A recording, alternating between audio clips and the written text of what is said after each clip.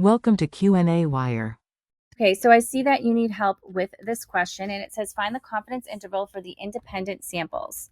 So first of all, it's giving the mean, the number in the samples, and the sum of the squares. So when you're given the sum of the squares, okay, you have to take the 210, divide it by the number minus, the number in the sample minus 1.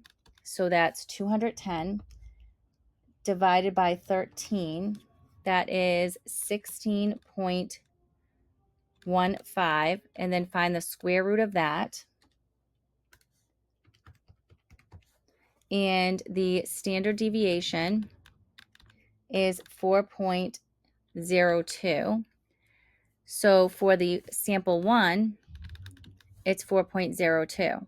For the next one, for sample 2, you're going to take 160, divide that by 16 minus 1. So 160 divided by 15, and that's 10.67. So the square root of 10.67, and that is sample 2 standard deviation is 3.27. So now I can do my calculations for my confidence interval. Okay, so the first thing that I have to do is I have to pool the variances. So I have to take the degree of freedom for sample 1, which is 13, and I'm going to multiply that by the 4.02, and I'm going to square that, plus the degree of freedom for sample 2, which is 15, and I'm going to multiply that by the standard deviation of my second sample, which is 3.27, and square that. And then I'm going to divide that by 14 plus 16 minus 2. And I'm going to get 13.23. So then I'm going to calculate the square root of 13.23, and that equals 3.64. So then I have 3.64 times the square root of 1/14 plus 1/16. And that is going to equal 1.33.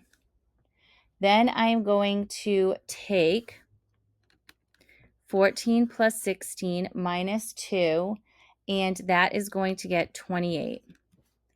Then I am going to take 1 minus 0.95, and that's 0.05. Then 1 minus 0.05, divide that by 2, and that's going to get 0.975.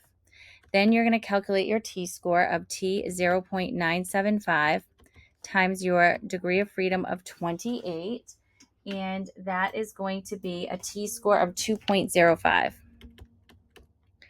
Then you're going to calculate the difference between your means, so 112 minus 115.5, which is going to get you negative 3.5, which is going to be plus or minus 2.05 times 1.33, which is negative 3.5 plus or minus 2.73.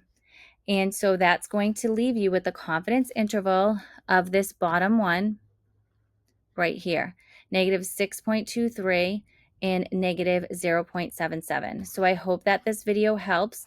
This is the middle school math teacher signing out.